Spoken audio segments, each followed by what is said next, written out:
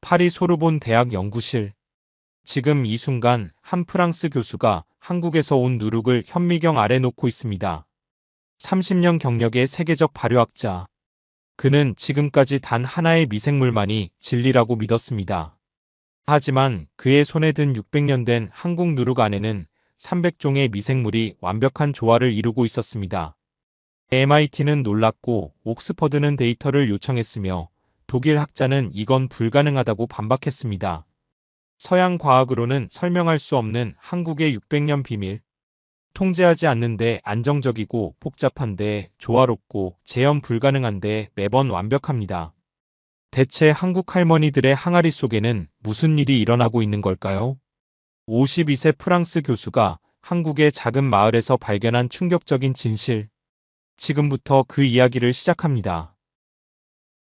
구독과 좋아요는 영상 제작에 큰 힘이 됩니다. 안녕하세요. 저는 장피에르 뒤퐁입니다. 소르본 대학 발효생화학 교수예요. 52살 30년 경력입니다. 제 연구실은 센강이 내려다 보이는 오래된 건물 3층에 있습니다. 책장에는 유럽 발효의 과학이라는 제 저서가 꽂혀 있죠. 지난 30년간 78편의 논문을 발표했고 프랑스 과학 아카데미 회원이 되었습니다. 국제 발효학회에서 3번이나 상을 받았어요. 동료들은 저를 유럽 발효학의 거장이라고 불렀습니다. 제 전공은 단일 균주 발효입니다. 하나의 효모나 세균을 순수 배양해서 와인, 치즈, 요구르트를 만드는 기술이죠.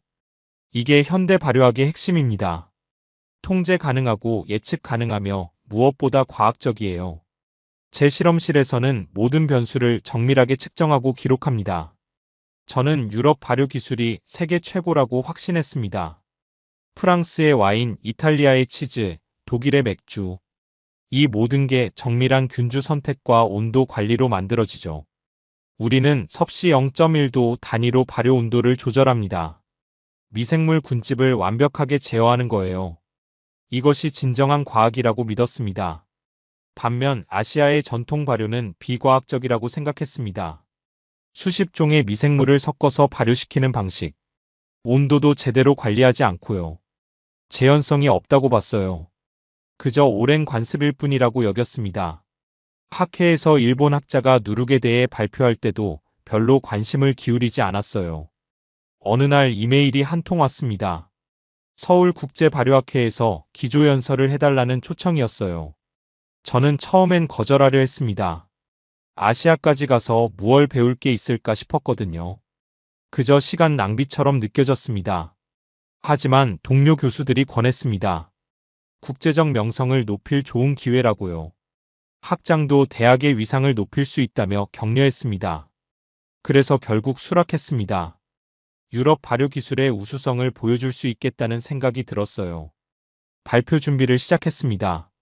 80장짜리 슬라이드를 만들었죠. 단일 균주의 장점, 정밀한 공정관리, 높은 재현성. 제가 30년간 연구한 모든 것을 담았습니다. 특히 보르도 와인 효모에 대한 제 연구 결과를 자랑스럽게 넣었어요. 환영 만찬 메뉴를 보고 당황했습니다. 김치, 된장찌개, 젓갈. 모두 발효 음식이었어요. 저는 이런 복잡한 발효 식품을 먹어본 적이 없었습니다. 솔직히 먹고 싶지도 않았어요.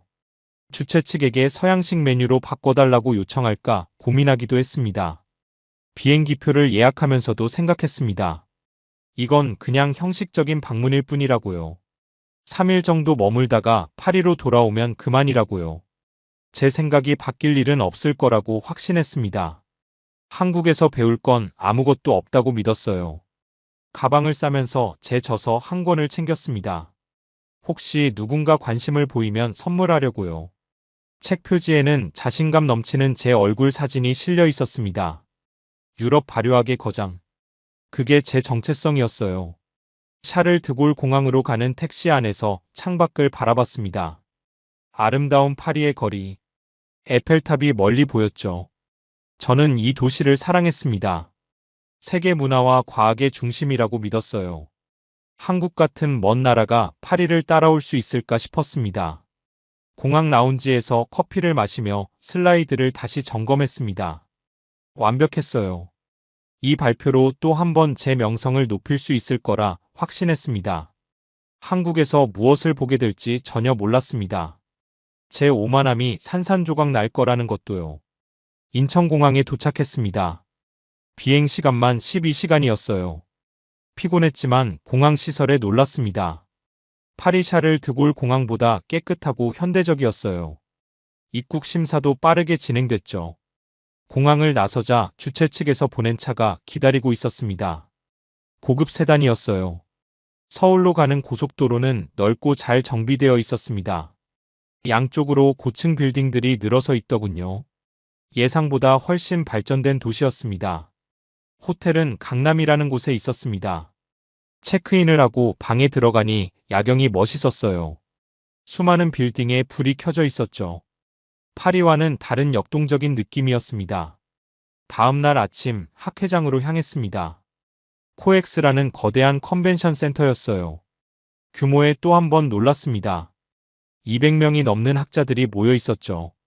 등록을 마치고 환영 리셉션에 갔습니다. 큰 홀에 200명쯤 모였어요. MIT, 옥스퍼드, 도쿄대학 교수들이 보였습니다. 세계적인 발효학자들이 모인 거죠. 주최 측인 서울대 박 교수가 저를 환영했습니다. 그는 한국 발효식품을 연구하는 학자였어요. 반갑게 악수를 나누고 명함을 교환했습니다.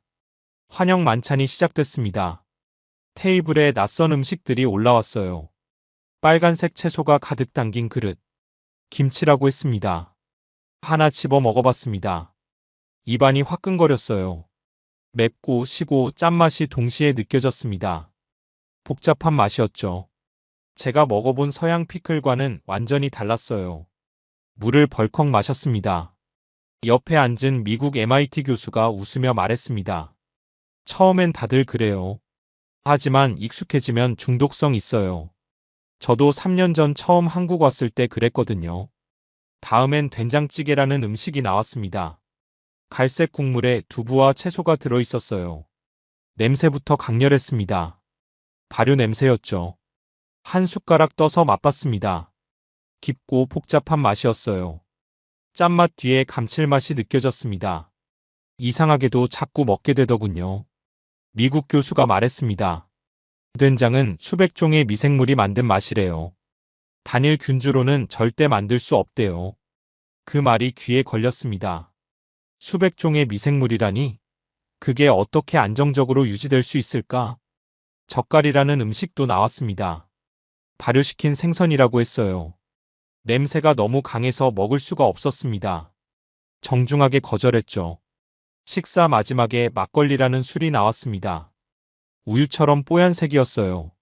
술인데 탁하다니 신기했습니다. 조심스럽게 한 모금 마셨습니다. 톡 쏘는 탄산, 달콤하면서도 신맛, 그리고 은은한 쌀향. 예상 밖의 맛이었어요. 복잡하지만 조화로웠습니다. 박 교수가 설명했습니다. 막걸리는 쌀과 누룩으로 만들어요. 누룩 안에는 수백 종의 미생물이 살고 있죠. 자연 발효입니다. 저는 의아했습니다. 수백 종이면 통제가 불가능한 거 아닌가요? 매번 맛이 다를 텐데요. 박 교수는 미소 지었습니다. 그게 전통의 힘이에요. 수백 년간 같은 방식으로 만들다 보니 미생물 생태계가 안정화됐어요. 자연이 스스로 균형을 맞추죠. 자연이 균형을 맞춘다? 저는 고개를 갸우뚱했습니다. 과학은 제어하는 건데 자연에 맡긴다니. 이해하기 어려웠어요. 만찬이 끝나고 호텔로 돌아왔습니다. 방에 누워 생각했어요. 오늘 먹은 음식들. 김치, 된장, 막걸리. 모두 복잡한 미생물 발효의 산물이었습니다. 제가 알던 발효와는 달랐어요. 단일 균주로 통제하는 게 아니라 수백 종을 그냥 두는 방식. 하지만 그 맛은 부정할 수 없었습니다. 잠들기 전 생각했습니다. 혹시 내가 뭔가 놓치고 있는 건 아닐까? 하지만 곧 고개를 저었어요. 아니야. 이건 그냥 전통일 뿐이야. 과학적 근거가 부족해. 하지만 마음 한편에 작은 의문이 생겼습니다. 학회 둘째 날 아침, 저는 단상에 올랐습니다. 400명의 청중이 저를 바라봤어요. 제 발표 제목은 단일 균주 발효의 우수성과 미래였습니다. 80장의 슬라이드. 30년 연구의 집대성이었죠. 보르도 와인 효모 선택의 역사를 설명했어요. 수백 년에 걸친 최적화. 이게 과학적 발효라고 강조했습니다. 치즈 숙성 과정 슬라이드. 정밀한 온도와 습도 조절. 특정 균주만 사용. 매번 똑같은 품질. 청중들이 고개를 끄덕였습니다. 마지막은 재현성 데이터였습니다. 100번 반복한 와인 발효. 알코올 도수 편차 0.2% 이내. 99.8% 재현성. 박수가 터졌어요. 점심 식사 후 오후 세션. 서울대 김 교수의 발표 차례였습니다. 한국 전통 누룩의 미생물 다양성과 안정성. 저는 별 기대 없이 앉았습니다. 형식적으로 듣겠다는 생각이었어요. 첫 슬라이드. 누룩 안의 미생물 분석? 300종이 넘는다고 했어요. 저는 속으로 생각했습니다. 그럼 제어가 불가능하잖아. 하지만 다음 슬라이드가 충격적이었습니다. 10년, 50년, 100년, 600년 된 누룩의 미생물 군집 분석. 비율이 거의 일정했어요. 어떻게 가능하지? 저는 앞으로 몸을 기울였습니다. 김 교수는 계속 설명했습니다. 300종이 각자 역할을 하며 생태계를 이룬다고요. 곰팡이는 전분 분해, 효모는 알코올 생성, 유산균은 pH 조절. 완벽한 협업. 저는 의심스러웠습니다. 온도 관리는요? 착균은요? 자연 조건에 맡긴다고 했어요. 여름엔 빠르고 겨울엔 느리지만 미생물 생태계가 알아서 균형을 맞춘대요. 유산균이 만든 산성 환경이 착균을 막는다고요. 말이 안 된다고 생각했습니다. 자연에 맡긴다니. 다음 데이터가 저를 더 당황시켰습니다. 전국 300개 양조장의 누룩 분석? 지역이 달라도 미생물 비율 범위가 일정했어요. 마지막 슬라이드. 향미 화합물 분석? 전통 누룩 발효주에서 120종 이상. 단일 균주에서는 40종. 3배 차이. 저는 숨이 막혔습니다. 복잡성이 곧 풍부함? 질의응답 시간. 독일 막스 교수가 물었어요. 인상적입니다. 미생물 간 상호작용을 더 설명해 주시겠습니까? 김 교수는 자세히 답했습니다. 곰팡이가 전분을 당으로 분해, 효모가 알코올 생성, 유산균이 pH 조절로 착균 억제. 단계적이면서도 동시적인 과정이라고요. 일본 사토 교수도 질문했습니다. 어떻게 600년간 안정적일 수 있나요? 미생물 간 기량작용과 공생관계가 균형을 이룬다고 했어요. 하나가 과도하면 다른 것들이 억제. 자연의 체크 앤 밸런스. 저는 손을 들었습니다. 재현성은요? 김 교수는 솔직했습니다. 완전히 똑같지는 않아요. 계절에 따라 약간씩 달라요. 하지만 범위 안에 들어옵니다. 완벽한 재현성보다는 일정한 품질 범위를 목표로 해요. 그게 약점 아닌가요? 관점에 따라 다르죠. 저희는 그걸 다양성이라고 봅니다. 매번 조금씩 다른 맛. 그게 자연 발효의 매력이에요. 세션이 끝나고 저는 생각했습니다. 제어하지 않는데 안정적이라니. 복잡한데 조화롭다니. 저녁 리셉션에서 김 교수와 대화를 나눴습니다. 논문 좀 보내주실 수 있나요? 이메일로 보내드릴게요. 그리고 내일 전통 양조장 견학은 어떠세요? 저는 망설였습니다. 내일 파리행이 있어서요. 호텔로 돌아와 김 교수가 보낸 논문들을 읽기 시작했습니다. 3편이 네이처 자매지 논문들이었어요. 밤늦게까지 읽었습니다. 데이터는 탄탄했어요. 이건 그냥 전통이 아니었습니다. 과학적 근거가 있었어요. 제 머릿속이 복잡해졌습니다. 30년간 믿어온 것들이 흔들리기 시작했어요. 학회 셋째 날 아침 로비에서 박 교수를 만났습니다. 오늘 전통 양조장 견학을 가는데 함께 가지 않겠냐고 권했어요. 저는 핑계를 댔습니다. 오후에 파리행 비행기가 있어서요. 박 교수는 아쉬운 표정을 지었습니다. 600년 전통을 직접 보실 수 있는 기회인데요. 한국 발효의 진수를 느낄 수 있을 겁니다. 저는 정중하게 거절하고 방으로 돌아왔습니다. 짐을 쌌어요. 서울은 흥미로웠지만 이제 파리로 돌아갈 시간이었습니다. 노트북을 닫으려다 화면에 뜬 김 교수 논문이 눈에 들어왔습니다. 어젯밤 읽던 그래프. 10년, 100년, 600년이 지나도 미생물 비율이 일정하게 유지되는 데이터. 저는 그래프를 다시 들여다봤습니다. 어떻게 이게 가능할까? 통제하지 않는데 왜 안정적이지? 창밖을 바라봤습니다. 서울의 고층 빌딩들이 보였어요. 현대적인 도시. 하지만 그 아래 어딘가에 600년 전통이 살아 숨쉬고 있다는 게 신기했습니다. 문득 생각이 들었습니다. 학자가 새로운 데이터 앞에서 도망가는 건 아닐까? 30년 경력의 교수가 호기심을 잃은 건 아닐까? 저는 핸드폰을 들었습니다.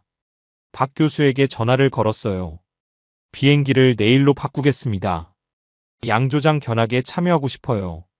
박 교수의 목소리가 밝아졌습니다. 정말이세요? 훌륭한 결정이에요. 1시간 후에 로비에서 만나요. 전화를 끊고 항공사에 연락했습니다. 일정 변경 수수료가 500유로였어요. 비쌌지만 망설이지 않았습니다. 1시간 후 로비에서 박 교수, 독일의 막스 교수, 일본의 사토 교수를 만났습니다. 막스가 반가워했어요. 자네도 오는구나. 나도 궁금해서 참여하기로 했네. 우리는 함께 미니버스에 올랐습니다. 기사님이 운전을 시작했어요. 서울에서 남쪽으로 2시간을 달렸습니다. 고속도로를 벗어나자 풍경이 바뀌었어요. 고층 빌딩 대신 낮은 건물들, 농과 밭이 펼쳐졌습니다. 창밖으로 녹음이 우거진 산들이 보였어요. 한국의 시골 풍경이었습니다. 박 교수가 설명했습니다. 오늘 갈 곳은 전주 근처에 있는 양조장이에요. 1429년에 시작되어 한 가문이 23대째 이어오고 있어요. 사토 교수가 놀라워했습니다. 23대요? 그럼 약 600년이네요. 맞아요. 같은 장소에서 같은 방식으로 600년간 막걸리를 만들어 온 겁니다. 저는 조용히 계산해봤습니다. 23대면 한 세대를 25년으로 잡아도 575년. 거의 600년이 맞았어요. 막스가 물었습니다. 그 긴 세월 동안 제조법이 바뀌지 않았나요? 기본은 같아요. 물론 세부적으로는 조금씩 변했겠죠. 하지만 핵심은 그대로예요. 쌀과 누룩 자연 발효. 농과 밭이 계속 이어졌습니다. 박 교수가 창밖을 가리켰어요. 저기 보이는 논에서 자라는 쌀로 누룩을 만들어요. 특별한 품종인가요? 제가 물었습니다. 아니요. 일반 쌀이에요. 특별한 건 쌀이 아니라 미생물입니다. 600년간 그 장소에 축적된 미생물들이죠. 저는 생각에 잠겼습니다. 300종의 미생물이 어떻게 600년간 안정적으로 유지될 수 있을까? 곧 직접 보게 되겠죠. 작은 마을에 도착했습니다. 전통 한옥들이 모여 있었어요. 기와 지붕이 햇살에 빛났습니다. 차가 멈췄습니다. 저기가 양조장이에요. 박 교수가 가리켰습니다. 고풍스러운 건물이 보였어요. 나무 대문, 오래된 기둥들. 마당에는 커다란 도자기 항아리들이 줄지어 서 있었습니다. 차에서 내렸습니다. 공기가 달랐어요. 은은한 발효 냄새가 났습니다. 낯설었지만 불쾌하지 않았어요. 오히려 깊고 복잡한 향이었습니다. 대문 앞에서 한 분이 우리를 기다리고 계셨습니다. 흰 머리에 한복을 입으신 할머니였어요. 어서 오세요. 멀리서 오시느라 수고하셨어요. 저는 이곳 23대 주인 박순자입니다. 할머니는 90세라고 하셨습니다. 하지만 목소리는 또렷했고 눈빛은 맑았어요. 할머니가 마당을 가리켰습니다. 이 항아리들은 모두 100년이 넘었어요. 제 증조할머니 때부터 사용해온 거예요. 항아리들을 가까이서 봤습니다. 표면에 세월의 흔적이 가득했어요. 금강곳을 수리한 자국도 보였습니다. 여러분, 안으로 들어가 볼까요? 누룩 만드는 과정을 보여드릴게요. 할머니가 웃으며 말씀하셨습니다. 우리는 할머니를 따라 건물 안으로 들어갔습니다. 저는 가슴이 두근거렸어요. 30년 만에 처음 느끼는 설렘이었습니다. 할머니가 한쪽 방을 가리켰습니다. 저기가 누룩방이에요. 들어가 보실래요? 두꺼운 나무 문을 열자 따뜻한 공기가 흘러나왔습니다. 곰팡이 냄새가 났지만 불쾌하지 않았어요. 방 안바닥에 넓은 나무판이 깔려 있었습니다. 그 위에 쌀이 펼쳐져 있었어요.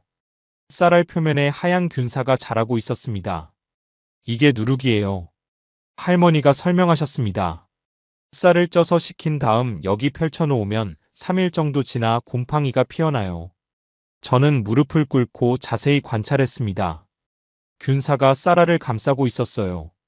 아름다운 패턴이었습니다. 어떤 곰팡이인가요? 막스가 물었습니다. 주로 아스페르길루스예요. 하지만 그것만 있는 건 아니에요. 효모도 있고 유산균도 있어요. 수백 종의 미생물이 함께 살아가요. 자연적으로 들어오는 건가요? 사토 교수가 물었습니다. 그렇죠. 이 건물, 이 나무판, 공기 속에 600년간 살아온 미생물들이에요. 우리가 따로 넣는 게 아니라 자연이 알아서 들어와요. 저는 놀랐습니다. 통제하지 않는다니. 그런데도 안정적이라고? 온도는 어떻게 관리하세요? 제가 물었습니다. 창문을 여닫아요. 여름엔 열어서 시원하게, 겨울엔 닫아서 따뜻하게. 그게 전부예요. 제 실험실에서는 섭씨 0.1도 단위로 온도를 조절합니다. 하지만 여기는 그냥 창문. 이게 가능한가? 매번 같은 결과가 나오나요? 막스가 회의적으로 물었습니다. 할머니는 미소 지었습니다. 완전히 똑같지는 않아요. 누룩은 살아있는 거라 매번 조금씩 달라요. 하지만 크게 벗어나지는 않아요. 그게 전통이에요. 저는 김 교수의 논문이 떠올랐습니다. 미생물 비율의 안정성, 범위 안에서의 변이. 이게 그거였어요. 다음 방으로 갔습니다. 큰 항아리들이 줄지어 있었어요. 이게 술독이에요. 할머니가 설명하셨습니다. 여기서 막걸리가 발효돼요. 할머니가 한 항아리의 뚜껑을 열었습니다. 안에서 뽀얀 액체가 보였어요. 은은한 향이 퍼졌습니다. 맛보실래요? 할머니가 국자로 떠서 작은 잔에 담아주셨습니다. 저는 조심스럽게 한 모금 마셨습니다. 톡 쏘는 탄산, 달콤하면서도 신맛, 부드러우면서도 복잡한 맛, 층층이 쌓인 향미가 입안에 퍼졌어요. 어떤가요? 할머니가 물으셨습니다. 놀랍습니다. 복잡한데 조화로워요. 이렇게 많은 층위의 맛을 600년 미생물이 만든 맛이에요. 할머니가 조용히 말씀하셨습니다. 발효 기간은 얼마나 되나요? 사토 교수가 물었습니다. 보름이요. 여름엔 조금 짧고 겨울엔 길어요. 온도에 따라 달라지죠. 막스가 항아리를 두드려 봤습니다. 이 항아리도 오래됐나요? 100년은 넘었어요. 항아리 안쪽에도 미생물이 살아요. 그게 중요해요. 새 항아리로 바꾸면 맛이 달라져요. 저는 깨달았습니다. 이건 단순한 발효 공정이 아니었어요. 건물, 나무판, 항아리, 공기. 모든 것이 하나의 거대한 미생물 생태계를 이루고 있었습니다. 할머니가 우리를 마당으로 안내했습니다. 햇살이 따가웠어요. 여기서 항아리를 햇빛에 말려요. 자외선이 잡균을 죽여주거든요. 자연 살균이네요. 제가 말했습니다. 맞아요. 옛날 사람들은 과학을 몰랐지만 경험으로 알았어요. 햇빛에 말리면 깨끗해진다는 걸요. 햇빛 아래 빛나는 항아리들을 바라봤습니다. 600년 전통, 300종 미생물, 자연과의 조화. 할머니, 저는 조심스럽게 물었습니다. 이 전통을 지키는 게 힘들지 않으세요? 할머니는 잠시 말이 없으셨습니다. 그러다 천천히 입을 여셨어요.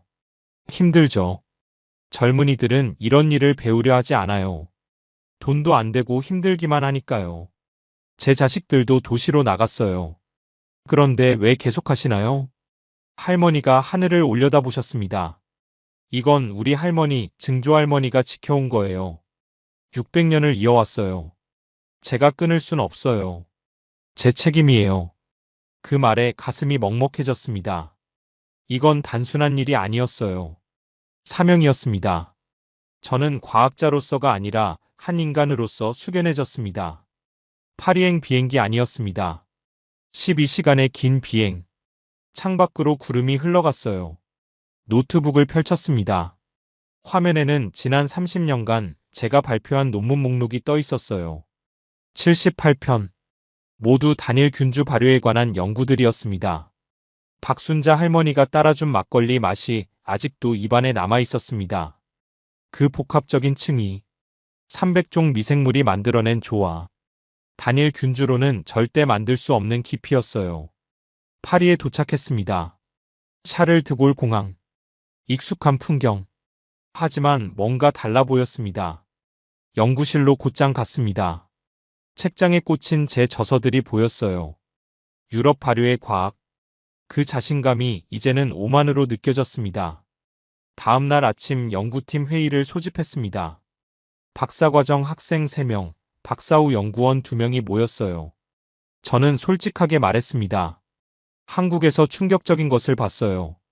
제 생각이 틀렸을 수도 있습니다. 우리 연구 방향을 재고해야 할 것 같아요. 연구실이 조용해졌습니다. 30년간 단일 균주를 주장했던 제가 입장을 바꾸는 거니까요. 저는 양조장 이야기를 했습니다. 600년 전통, 300종 미생물, 창문으로 온도를 조절하는 누룩방, 100년 된 항아리, 그리고 김 교수의 논문들을 보여줬어요. 연구팀이 논문을 읽기 시작했습니다. 1시간쯤 지났을까요? 마리 박사가 먼저 말했습니다. 이거 데이터가 탄탄한데요. 복합 미생물인데도 재현성이 있어요. 반대 의견도 있었습니다. 장 박사가 조심스럽게 말했어요. 하지만 교수님, 이건 지금까지 우리 연구와 정반대 방향인데요. 학계에서 뭐라고 하겠어요? 저는 알고 있었습니다. 비판받을 거라는 걸요. 하지만 더 중요한 게 있었습니다. 학계가 뭐라든 상관없어요. 우리가 틀렸으면 인정해야죠. 그게 과학자의 자세예요. 그날부터 연구 방향을 완전히 바꿨습니다. 박 교수에게 연락해 누룩 샘플을 받았어요. 실험실에서 미생물을 분리하기 시작했습니다. 놀라웠어요. 정말 300종이 넘는 미생물이 검출됐거든요. 곰팡이 50종, 효모 120종, 유산균 80종, 기타 70종. 3개월간 밤낮으로 분석했습니다. 데이터가 쌓여갔어요. 그러다 중요한 발견을 했습니다. 미생물 간 상호작용 패턴이었어요. 곰팡이가 먼저 전분을 당으로 분해하면 효모가 그걸 알코올로 만들었습니다. 동시에 유산균이 젖산을 생성해 pH를 낮춰 잡균을 억제했죠. 완벽한 협업이었습니다. 자연이 만든 정교한 시스템. 6개월 후 논문을 완성했습니다. 제목은 한국 전통 누룩의 미생물 생태학적 분석. 논문을 국제학술지에 제출했습니다. 3주 후 심사 의견이 왔어요. 2명의 심사위원. 1명은 혁신적이라고 평가했지만 다른 1명은 회의적이었습니다. 장마이너스 피에르 뒤퐁 교수가 자신의 30년 연구를 부정하는 건 이해하기 어렵다. 데이터는 흥미롭지만 결론이 성급하다. 저는 답변을 작성했습니다. 과학자는 진실 앞에서 겸손해야 합니다. 30년이 틀렸으면 인정하고 바로 잡아야 합니다. 그게 과학의 본질입니다. 2개월 후 논문이 게재됐습니다. 반응은 폭발적이었어요. 논문이 게재된 지 일주일 만에 제 이메일함이 폭주했습니다. 전 세계 발효학자들에게서 연락이 왔어요. MIT 교수는 이메일에 놀랍다고 썼습니다. 복합 미생물 시스템에 대한 새로운 시각이라고요. 옥스퍼드 연구진은 원본 데이터를 공유해달라고 요청했어요. 그들도 유사한 연구를 시작하고 싶다고 했습니다. 도쿄대에서는 공동 연구를 제안했죠. 하지만 비판도 만만치 않았습니다. 독일의 막스 교수조차 학술지에 반박문을 냈어요. 장 피에르 뒤퐁 교수가 30년 연구를 부정하는 건 학문적 배신이라고 썼습니다. 동료들의 신뢰를 저버린 것이라고요. 저는 정중하지만 단호한 답변을 게재했습니다. 과학의 본질은 진실 추구입니다. 30년 전 제가 옳다고 믿었던 것이 틀렸다면 그걸 인정하고 바로잡는 게 과학자의 의무입니다. 틀렸음을 인정하는 게 배신이 아니라 틀린 줄 알면서도 고집하는 게 배신이라고 썼어요. 2개월 후 소르본대에서 특별 세미나가 열렸습니다. 주제는 전통 발효의 재발견. 400명의 청중이 대강당을 가득 메웠어요. 유럽 각국에서 온 학자들이었습니다. 저는 단상에 올랐습니다. 첫 슬라이드는 박순자 할머니의 양조장 사진이었어요. 한옥 건물 마당에 줄지어 선 100년 된 항아리들, 햇빛에 빛나는 도자기.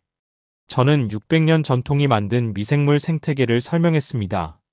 300종이 협업하는 시스템. 현대 과학으로도 재현하기 어려운 정교함. 자연이 스스로 만든 균형. 질의응답 시간에 한 프랑스 교수가 날카롭게 물었습니다. 그렇다면 교수님, 서양 발효와 한국 전통 발효 중 어느 쪽이 더 우수합니까? 저는 잠시 생각하고 답했습니다. 그건 잘못된 질문입니다. 이 둘은 비교 대상이 아니에요. 서로 다른 철학이죠. 서양은 제어와 표준화를 추구합니다. 예측 가능성과 재현성이 목표예요. 한국은 조화와 생태계를 중시하죠. 다양성과 복합성이 가치입니다. 둘 다 훌륭하고 둘 다 필요해요. 청중이 박수를 쳤습니다. 세미나 후 여러 언론이 취재 요청을 했습니다. 프랑스 르몽드지는 인터뷰를 일면에 실었어요. 제목은 프랑스 발효학의 거장, 한국 전통에서 답을 찾다였습니다.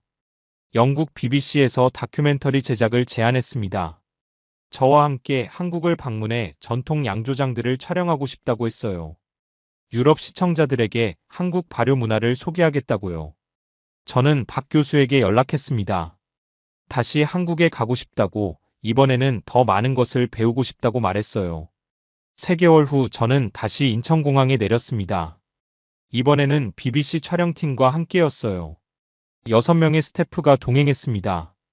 전주, 안동, 제주도를 돌았습니다. 각 지역마다 조금씩 다른 발효 전통이 있었어요. 하지만 놀라운 공통점이 있었죠. 자연과의 조화, 미생물에 대한 존중, 시간을 들이는 인내, 그리고 무엇보다 겸손. 안동에서 만난 70대 장인의 말이 카메라에 담겼습니다. 미생물은 부리는 게 아니라 함께 사는 거예요. 우리가 주인이 아니에요. 우리는 그저 돕는 사람일 뿐이죠. 저는 평생 미생물을 제어해야 할 대상으로만 봤습니다. 관리하고 통제하는 것. 하지만 한국 장인들은 동반자로 봤어요. 함께 살아가는 존재로요. 제주도에서는 3대째 이어오는 양조장 가족을 만났습니다. 할머니, 어머니, 딸이 함께 누룩을 만들고 있었어요. 세 세대가 함께 일하는 모습이 아름다웠습니다. 촬영이 끝나고 서울대를 방문했습니다. 김 교수와 앞으로의 공동 연구 계획을 논의했어요. 우리는 5년 프로젝트를 계획했습니다. 한국 전통 발효의 과학적 메커니즘을 완전히 밝혀내는 거였죠. 파리로 돌아왔습니다. 연구실에는 한국에서 가져온 누룩 샘플이 가득했어요. 냉장고마다 표본들이 차 있었습니다. 새로운 연구가 시작됐습니다. 제 학생들은 이제 복합 미생물 발효에 완전히 빠져 있었어요. 한국 전통을 배우고 현대 분석 기술로 해부하는 작업. 그들의 눈이 반짝였습니다. 저는 매일 아침 연구실에 오면서 생각했어요. 52세에 다시 학생이 됐다고요. 배우는 즐거움을 되찾았다고요. 하지만 이게 진짜 과학자의 자세라고 믿었습니다. 학문에는 끝이 없습니다. 늘 배워야 하죠. 2년이 흘렀습니다. 저는 54세가 됐어요. 소르본대 연구실 책장이 바뀌었습니다. 유럽 발효의 과학 옆에 한국 전통 발효 연구가 나란히 꽂혀 있었죠. 제2의 인생 같았습니다. 한국과의 공동 연구는 계속됐습니다. 김 교수 팀과 함께 5편의 논문을 더 발표했어요. 모두 네이처 자매지에 실렸습니다. 유럽 발효학회에서 특별상을 받았습니다. 전통과 과학의 가교 역할을 했다는 이유였어요. 시상식에서 저는 박순자 할머니 이야기를 했습니다. 600년 전통을 지켜온 90세 할머니. 제게 겸손을 가르쳐준 스승. 청중 속에 박 교수가 있었어요. 그는 눈물을 글썽였습니다. 제 연구팀도 변했습니다. 이제 10명으로 늘었어요. 한국에서 온 박사후 연구원 2명도 있었죠. 연구실에는 한국어와 프랑스어가 함께 들렸습니다. 학생들에게 항상 말했어요. 과학자는 겸손해야 한다고요. 다른 문화에서 배우려는 자세가 필요하다고요. 작년 봄 슬픈 소식을 들었습니다. 박순자 할머니가 돌아가셨다는 거였어요. 92세. 저는 즉시 한국으로 날아갔습니다. 장례식장에는 많은 사람이 모였습니다. 할머니의 제자들, 동료 장인들, 학자들. 빈소 앞에 섰습니다. 할머니 영정 사진이 보였어요. 환한 미소를 짓고 계셨죠. 저는 절을 올렸습니다. 감사하다고 속으로 말했어요. 제게 진짜 과학을 가르쳐 주셔서요. 할머니의 손녀가 양조장을 이어받았습니다. 24대째였어요. 600년을 이어온 건데 저도 이어가야죠. 그녀의 말에 가슴이 뭉클했습니다. 파리로 돌아왔습니다. 연구실 창문으로 생강이 보였어요. 아름다운 파리. 하지만 제 마음 한편에는 항상 전주 한옥마을이 있었습니다. 요즘 저는 매년 한국을 방문합니다. 학생들을 데려가서 전통 양조장을 견학시켜요. 직접 보고 느끼게 하죠. 올해 박사학위를 받은 마리가 말했습니다. 교수님 덕분에 과학자의 자세를 배웠어요. 틀렸으면 인정하는 용기를요. 저는 답했습니다. 용기가 아니라 정직이에요. 지난주 국제발효학회에서 기조연설을 했습니다. 1000명이 넘는 청중 앞에서 말했어요. 30년 전 저는 오만했습니다. 서양 과학이 최고라고 믿었어요. 하지만 한국 전통이 제게 가르쳐줬죠. 과학은 문화를 넘어선다고요. 진실은 겸손한 자에게 온다고요. 청중이 기립박수를 보냈습니다. 하지만 저는 알고 있었어요. 이 박수는 제게 오는 게 아니라 600년을 지켜온 한국 장인들에게 가는 거라고요. 연설을 마치고 무대에서 내려왔습니다. 박 교수가 기다리고 있었어요. 그가 손을 내밀었습니다. 저는 그 손을 잡았죠. 함께 걸었습니다. 두 나라, 두 문화. 하지만 하나의 진실을 향해 걸어가는 과학자들. 저는 이제 압니다. 진짜 과학은 제어가 아니라 이해라는 걸요. 지배가 아니라 조화라는 걸요. 그리고 가장 중요한 건 겸손이라는 걸요. 저는 장피에르 뒤퐁입니다. 54세에 다시 태어난 과학자. 한국 전통이 준 선물을 평생 간직하며 살아갈 겁니다.